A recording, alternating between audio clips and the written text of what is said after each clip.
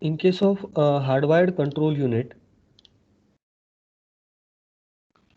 the implementation is done with the help of three methods: state table method, delay element method, and sequence counter method. In the state table method, we are observing the states of the instructions at various stages of their micro operations, and for different stages of the micro operation, we are providing the control signals through the circuits which are shown in this particular table. Now, in case of delay element method, right? In delay element method, we show the flowchart which depicts the behavior of the control unit.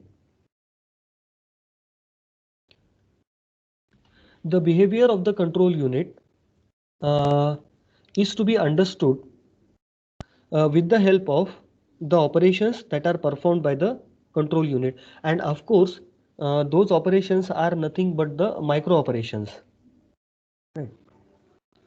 So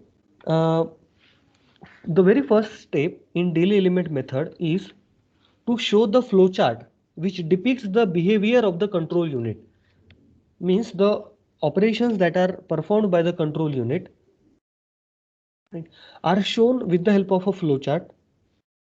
Once we have made the flowchart, we will convert it into the circuit. So first of all, we will prepare a flowchart, right? And then we will convert that flowchart into a circuit, and then we will predict that this is the delay element method for implementing the hardwired control unit. Hardwired control unit, it is the hardware implementation of a control unit. So circuit is made with the three rules. So those three rules we need to understand first.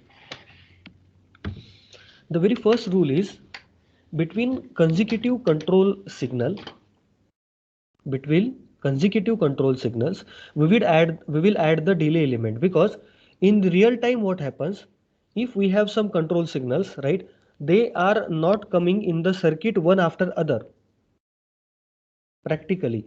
But if there is one circuit and there is another circuit, means if there is one control signal and then the second control signal, then there is always a delay element in the practical electronics circuitry building. The second rule will be, while designing the uh, circuit, if there is a decision box, we need to add the AND gate. Now in our circuit there is a decision box that I will show you, as in case of this particular uh, circuit. Here is a decision box. So here the AND gates are added, and if there is a multiple or tree point, here is a tree point, so here we have added with OR gate, right?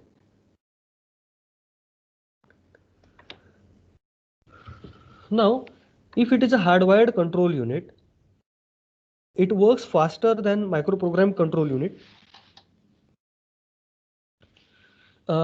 Again, there is a disadvantage, like it is suitable for the processor with limited number of instruction.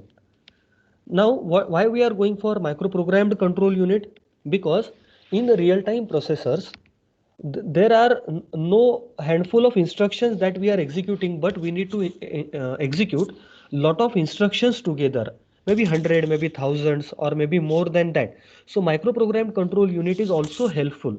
Hardware control unit have some applications, microprogrammed control unit have some applications, but nowadays microprogrammed control unit is helpful or used because we need to run lot of instructions.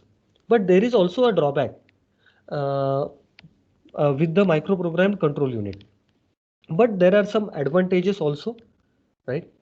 Because if it is a hardwired control unit, right, maybe delay element method or state table method or sequence counter method, right, here if some circuit is breaked or some previous circuit is break, then there is the possibility that the remaining part of the circuit will going to break down.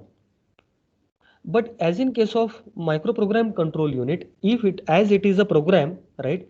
If some previous changes we need to make or some error in the previous instructions, then by changing those instructions at their place, right, we could maintain the or we it is possible that the complete uh, programming of the control unit by making the small changes or by making the correction in the code. We will ensure that the complete code for the control unit, that is a microprogrammed control unit implementation, will be there and will be stable. But that does not happen with the hardware implementation, means with a hardwired control unit, right? This is the diagram for sequence counter method.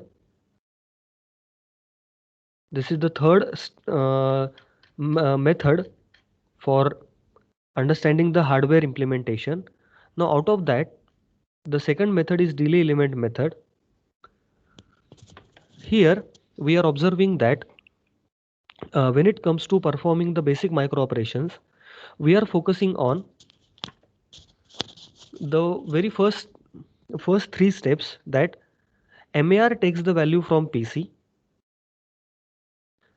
right? Then the content of the memory goes to memory buffer register, and memory buffer register copied into register that we have studied with the micro operations. So for that particular purpose, there are three different circuits that are developed here: C1, C2, C3 T states. In one T state, we can perform multiple micro operations. So here the fetching is happening. So it is a delay element method, which is a second method of hardwired control unit implementation, right? So for that, we are here writing the flowchart. Here is a decision box. Then we will go on left hand side. Otherwise, we will go on right hand side, right? So here execution will happen. So for that, there is a separate circuit, that is C4 or otherwise C5. And then to store the result, we will write C6 circuit. Right.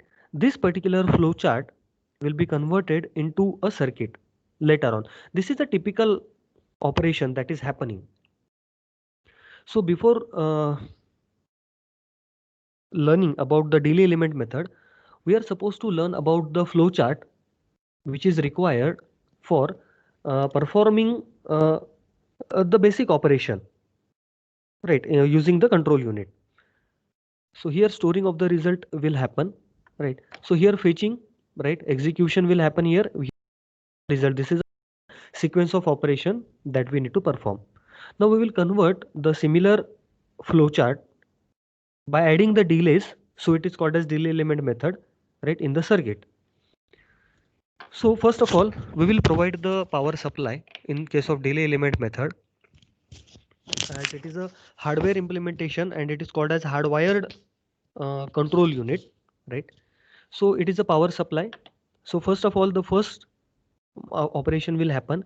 Here there is a delay between these two micro operations. So it is a D flip-flop.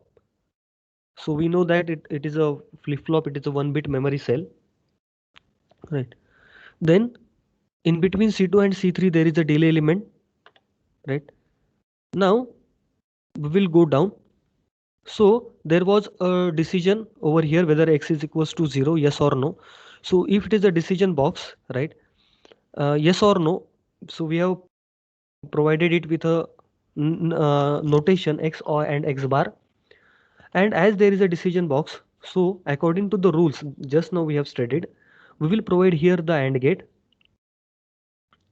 So there the C4 and C5, and then now it is a tree point is getting formed here, tree point in between C4 and C5, because we need to come to the conclusion.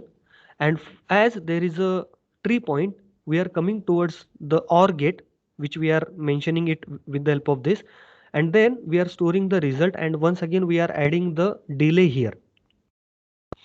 And this is how we will going to develop a circuit for delay element method, right? And so we will get the answer, or we will get the solution for the input that we have taken, because there is a fetching, then decoding and execution and storing the result that is happening inside the control unit as the basic operations. And so we will store the result at this particular stage, and this is how the delay element method can be studied.